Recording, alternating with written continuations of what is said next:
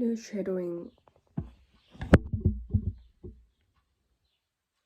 It's additional 8 weeks of paid parental leave, working and care at couples, encouraging for that to be split in families where there are two carers. How significant is that change?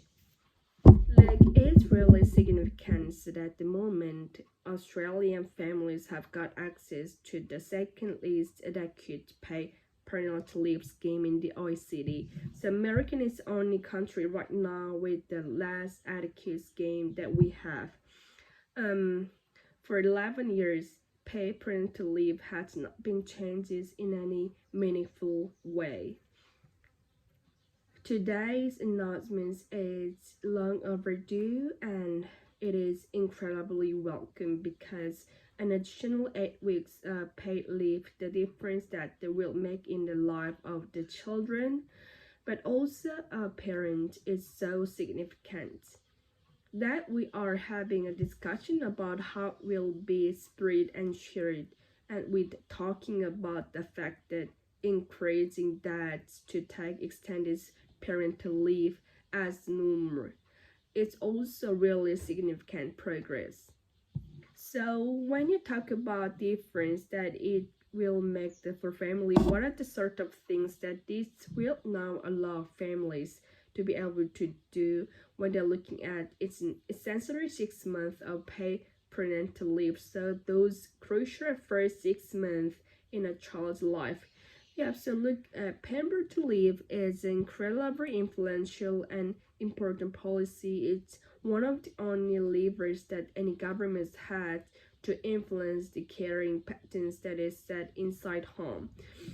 So what we know globally is that the caring patterns that is set in the first year of child's life persists over the course of their life. So when you have a situation like we have in Australia, where despite the fact that lots of men dads approach family life wanting to be equal caregivers or share it equitably, they confront systems that actually put them on a path where the expectation is still very much that moms will become primary caregivers and dads will remain they become primary breadwinners. That does actually match the reality in families, and it does match the cost of living. It does match the fact in lots of instances families do want to share the care equitably, but our policy doesn't enable that. And that's why the moments that in Australia take less than 20% of the parental leave that dads take globally. And that's not because dads in Australia don't want to engage in caring living the critical first year of the life. So we know that the benefits in terms of child development and health are huge when they got parents that are supportive to stay at home and care for them in those early months and years. It's also likely have an impact, imagine as well, parental issue of the gender pay gap. What sort of impacts are you and anticipate that this policy could have there? So, changing paid parental leave, particularly when you're making a more expensive but more equitable. So, when you change it, so you are basically encouraging dads to take it.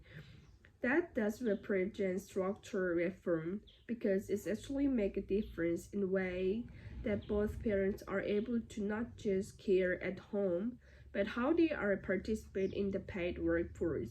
So what we know around is when moms and dads share the care more equitably, their participation in paid work stay more consistent over the course of their lives. So right now, moms and dads or men and women in Australia until the age they have children have got really similar working patterns. But what happens when a baby comes along is the mom working hours and income drops really significantly. So modeling out from Treasury this week showed that for at least 5 years, mom's earning drops by 55%. Now, in other countries around the world where dads are supported to care and participate in paid work, that's what they do. So consistent attachments to paid work stay more steady than it does right now. So, but it's worth it saying that the proposal that on the table right now, they have a difference. They wanted to look at how to increase mom and dad to split the paid parental leave, but it is going to be referred to task force, gender equality task force, that's mostly chairing, to look at how this can be designed to maximize how parents share the care. It must be also really critical when you're talking about having more than one child as well. For women, there are those calculated years that start to rack up when you don't have those sort of structural policies in place. So what do you see as being the framework in which we allow these policies to be supported by other approaches, including, of course, there has been focus on child care. When you're obviously getting children who are really be older, and saying families progress when children, such early childhood education, those sort of factors. What do you see as being part of that framework? Yeah, so look at the parenthood. We published a significant piece of research at the beginning of 2021 looking at what policy would make Australian a world-leading country to be a parents and raise children.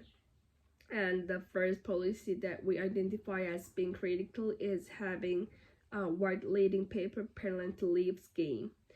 For all of the regions we just discussed, the health, social, economic benefits of this paid parental leave are incontrovertible. But the next piece of puzzle, which is absolutely critical for both children and family, is having access to quality early childhood education care, and is delivered by a properly paid and well-supported work.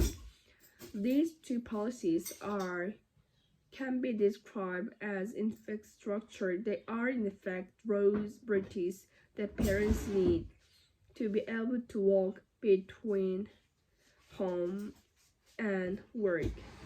And at the moment, parents and families are left to build their own highway in effect because we don't have adequate paid parental leave.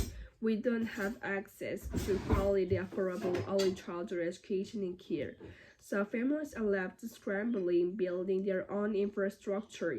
But we don't have respect bankers who work in a city to design and implement their own rail system we don't expect to build, multi-level car parks so they car parking.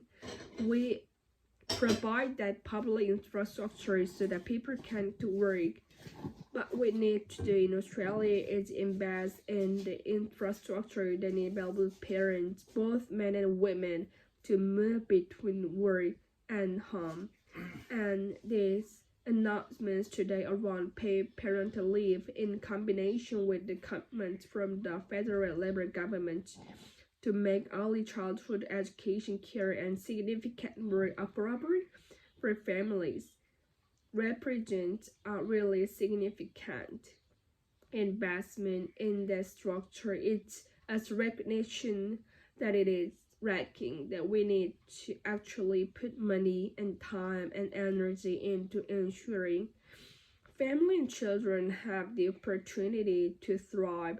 And right now we're not delivering that. There is being advocates and experts that campaign around this for decades, and it is so incredibly heartening to see tangible commitments on the table to address these issues. Georgia Dan, Executive Director of Parents, we thank you so much for speaking with us this critical issue this morning. Thank you.